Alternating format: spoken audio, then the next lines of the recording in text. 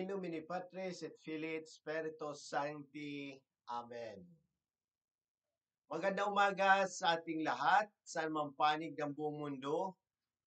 Mga nakikinig at nanonood ngayon, atin naman pakinggan ang mabuting balita ng Panginoon ayon kay San Lucas. Glory to you, Lord Jesus Christ. Nang nalalapit na ang panahong iakyat si Jesus sa langit, ipinasya niyang pumunta sa Jerusalem. Sinugo niya ang ilan upang mauna sa kanya. Pumayo sila at pumasok sa isang nayon sa Samaria upang ipaghanda siya ng matutuluyan.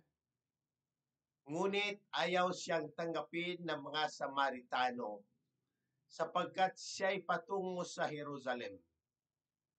Nang makita ito ni Santiago at Juan kanilang sinabi, Panginoon, payag ba kayong magpababa kami ng apoy mula sa langit upang pugnawin sila? Ngunit bumaling siya at pinagsabihan sila, hindi ninyo alam kung anong uri ng espiritu ang sumasa inyo.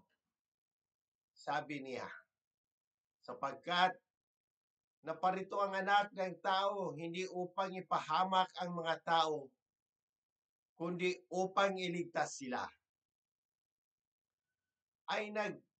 Nagtungo sila sa ibang nayon. Ang mabuting balita ng Panginoon. Praise to you, Lord Jesus Christ.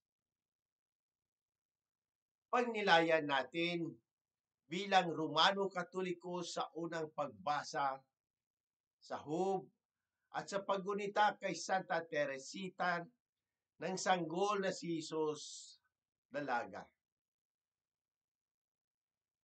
Refleksyon sa Ebanghelyo ito ay makikita natin ang isang napakahalagang katangian ng misyon ni Jesus. Ang kanyang hangarin na iligtas, hindi ang maghihiganti. Nagtanggihan si Jesus ng mga Samaritano dahil patungo siya sa Jerusalem.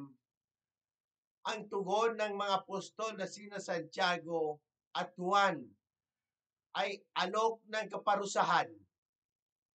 Ngunit itinuwid sila ni Jesus. Sinabi niya, hindi ninyo alam kung anong uri ng espiritu ang sumasa inyo, na nagpapakita ng kanyang mapagpatawad na puso at misyon ng pagpapatawad at kaligtasan. Ang pahayag na ito ay nagpapakita ng malinaw na pagkakaiba ng daan ng Diyos sa ating makataong reaksyon sa mga insulto o pagsalungat. Sa halip na maghiganti o gumanti ng masama, itinuro ni Jesus ang landas ng awa. Pagpapatawad at kapayapaan. Ang misyon niya ay upang iligtas ang tao mula sa kasalanan at hindi upang ipahamak ang mga ito. Sa unang pagbasa kay Job, ipinapahayag niya ang matinding kalungkutan at pagdurusa sa pamamagitan ng kanyang mga tanong at hinaing sa Diyos. Sa kanyang kalagayan ng kawalan ng pag-asa, humingi siya ng kasagutan sa mga dahilan ng kanyang pag-iral na paghihirap. Ipinapakita ng tekstong ito ang masidhing damdamin ni Job na pinahintulutan ng Diyos na magtanong, magdalamhati at magsalita mula sa kanyang pusong nasasaktan. Ang mga tanong ni Job ay sumasalamin sa ating mga personal na paghihirap. Ngunit ang kanyang karanasan ay nagbibigay din ng inspirasyon na sa kabila ng lahat, manatili siyang tapat sa Diyos. At sa paggunita kay Santa Teresita, si Santa Teresita ng sanggol na si Jesus o kilala bilang Little Flower ay nagpakita ng isang napakasimpleng paraan ng kabanalan na kilala bilang Little Way. Bagamat hindi siya gumawa ng malaking bagay sa mata ng tao, ang kanyang malalim na pagmamahal sa Diyos at pagtitiwala sa Kanya sa maliit na bagay ng buhay ang nagpapakita ng dakilang kabanalan.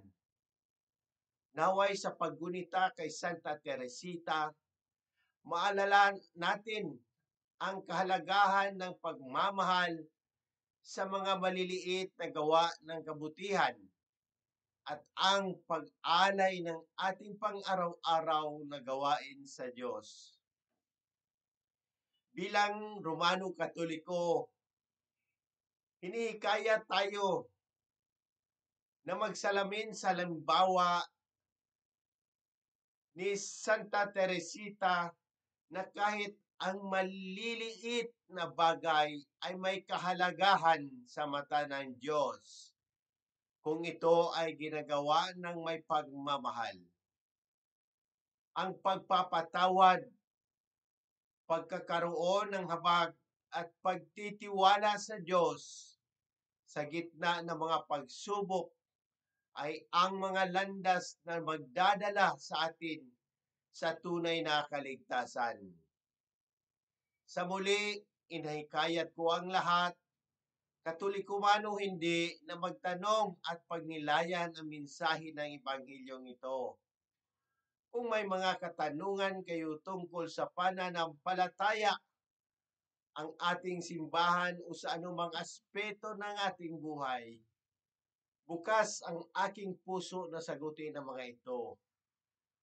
Sama-sama natin pagnilayan at pahalagahan ng habag at pag-ibig ng Diyos na ipinapahayag ni Jesus sa Ebanghelyong ito. Sa pamamagitan ng ating mga gawain at salita, naway maging daluyan tayo ng habag at pagmamahal ng Diyos sa lahat ng tao. Amen. In nomine Patris et Filii et Spiritus Sancti. Amen. God bless.